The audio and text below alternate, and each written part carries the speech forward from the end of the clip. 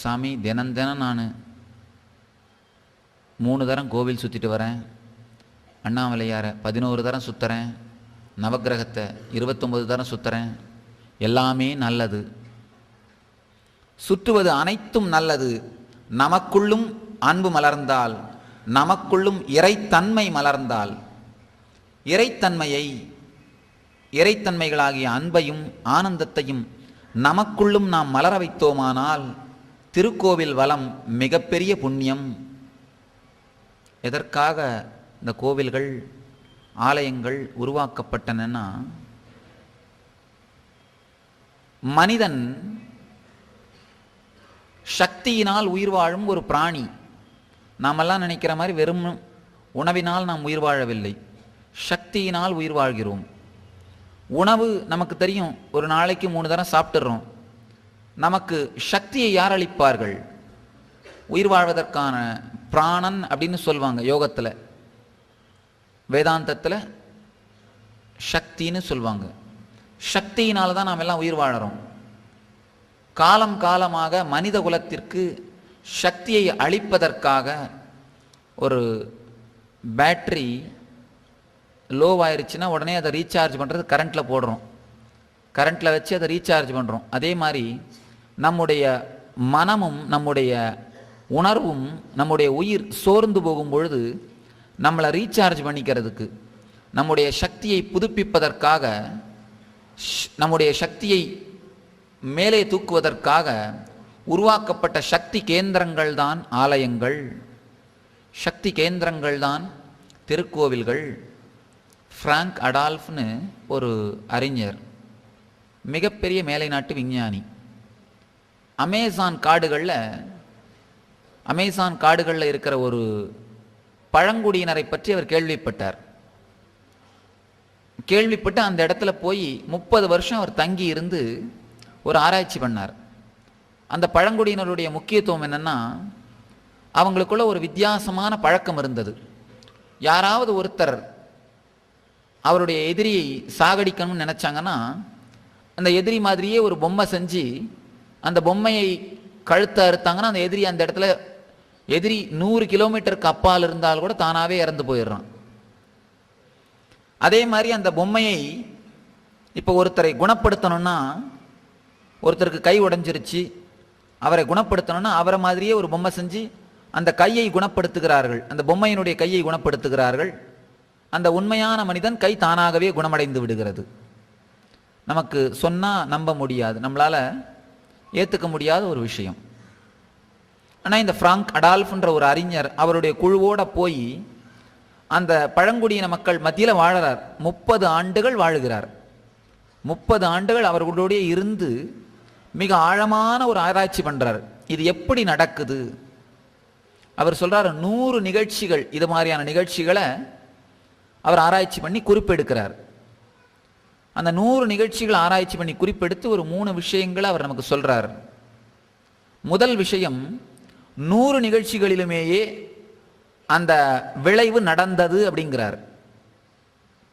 இவருடைய இந்த பொம்மையினுடைய கை உடைக்கப்பட்டால் அந்த மனிதனுடைய கை உடைவதும், பொம்மையினுடைய கை சரி செய்யப்பட்டால் அந்த மனிதனுடைய கை சரியாவதும் நடந்தது அப்படிங்கிறார். அதான் முதல் விஷயம். ரெண்டாவது, அந்த பொம்மைக்கும் மனிதனுக்கும் நடுவிலே உயிர் உணர்வு ரீதியான ஒரு தொடர்பை ஏற்படுத்துகிறாங்க. நாமெல்லாம் செல்ஃபோன் யூஸ் பண்ணுறோம். இந்த இடத்துல பேசுகிற வார்த்தைகள் சவுண்ட் வேவ்ஸ் எலக்ட்ரானிக் வேவ்ஸாக கன்வெர்ட் ஆகுது, அது காற்றுல கரைஞ்சிருது. இன்னொரு இடத்துல அதே எலக்ட்ரானிக் வேவ்ஸ் சவுண்ட் வேவ்ஸாக கன்வெர்ட் ஆகி நம்ம காதில் கேட்குது. இது எப்படி நடக்கிறதோ அதே மாதிரி அந்த ஒரிஜினலான உண்மையான மனிதனுக்கும் இந்த பொம்மைக்கும் நடுவில் ஒலி அலைகள் மூலம், மந்திரங்கள் மூலமாக ஒரு உணர்வு ரீதியான தொடர்பை ஏற்படுத்துகிறார்கள். அந்த தொடர்பை ஏற்படுத்துகிறார்கள் அப்படிங்கிறது அவர் சொன்ன 2வது உண்மை. 3வது உண்மை, இந்த தொடர்பு ஏற்படுத்தப்படுகிற தொடர்பு மனிதனுக்கும் பொம்மைக்கும் மட்டும் அல்லாமல் இறந்து போன ஒரு மனிதனுக்கும் பொம்மைக்கும் கூட ஏற்படுத்தப்பட முடியும் அப்படின்னு சொல்றார்.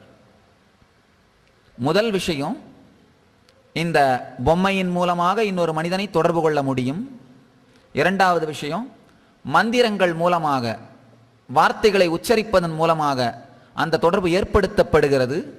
மூன்றாவது விஷயம், உயிரோடு இருக்கும் மனிதன் அல்ல, இறந்து போன மனிதர்களோடு கூட இந்த தொடர்பை ஏற்படுத்தி கொள்ள முடிகிறது அப்படிங்கிறார். பிராங்க் அடால்ஃப்ங்கிற ஒரு விஞ்ஞானி 30 ஆண்டுகள் ஆராய்ச்சி செய்து என்ன கண்டுபிடித்தாரோ, என்ன அழகான இந்த 3 உண்மைகளை விளக்கினாரோ, இந்த 3 உண்மைகளையும் ஆழ்ந்து பார்த்தால் நம்முடைய திருக்கோவிலின் தத்துவங்கள் நமக்கு புரியும். ஒரு சாதாரண மனிதனோடையே நம்மால் கல் மூலமாக தொடர்பு கொள்ள முடியும்னா, பிரபஞ்சத்தை படைத்த பராசக்தியோடு, இறைவனோடு ஒரு கருங்கல் மூலமாக தொடர்பு கொள்ள முடியாதா? நிச்சயமாக முடியும். பிரபஞ்சத்தை படைத்த சக்தியோடு, பிரபஞ்சத்தை படைத்த இறைவனோடு, பிரபஞ்சத்தை படைத்த கடவுளோடு, இதையெல்லாம் உருவாக்கிய பராசக்தியோடு, இறைவனோடு நாம் தொடர்பு கொள்வதற்காக நாம் உயிர் உணர்வோடு ரிலேட் பண்ணுறதுன்னு சொல்வோம்.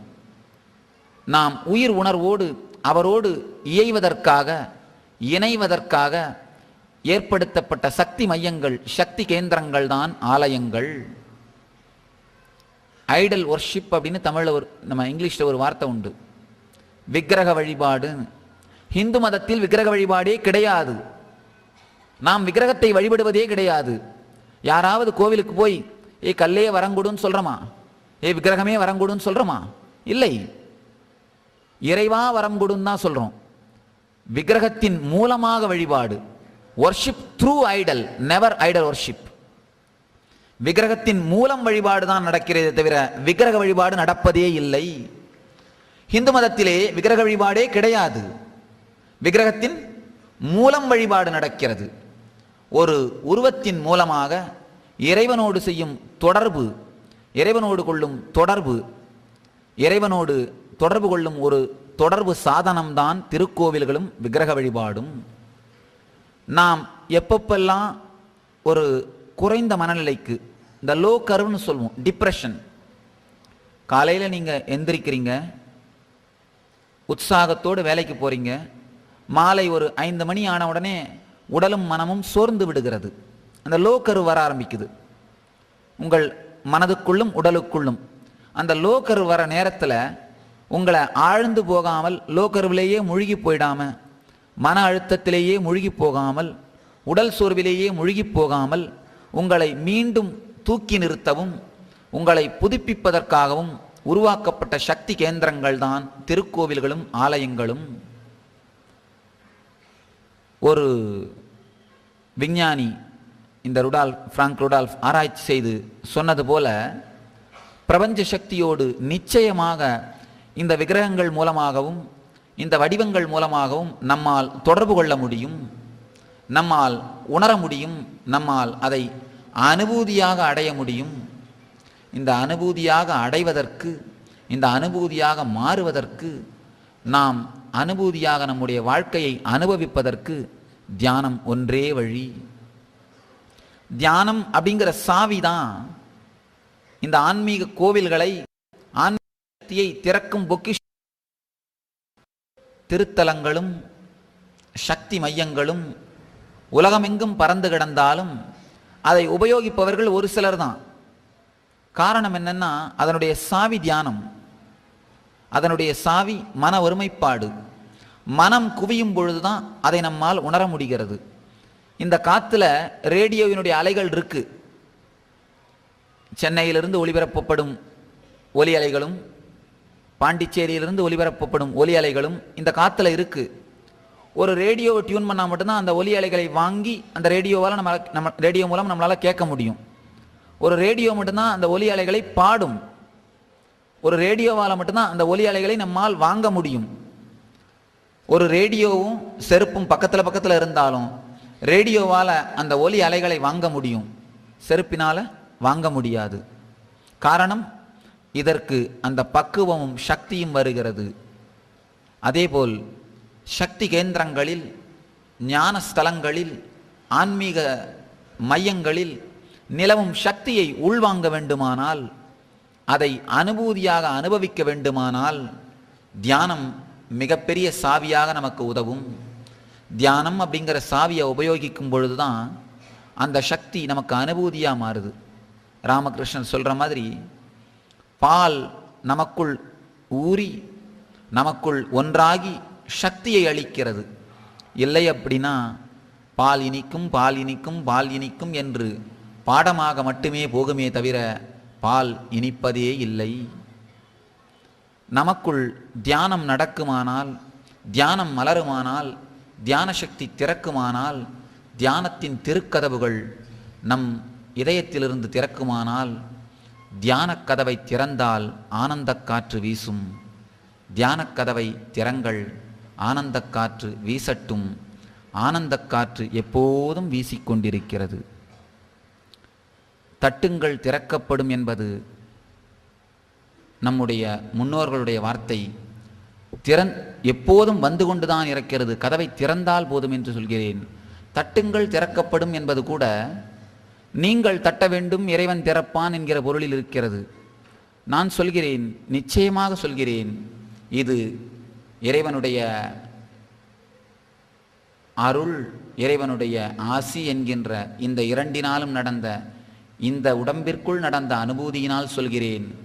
நீங்கள் தட்டி இறைவன் திறக்க வேண்டியதில்லை, இறைவன் தட்டி கொண்டிருக்கிறான். நீங்கள் திறங்கள், கதவை திறங்கள், காற்று வரட்டும் என்று கூறி முடிக்கிறேன். நன்றி.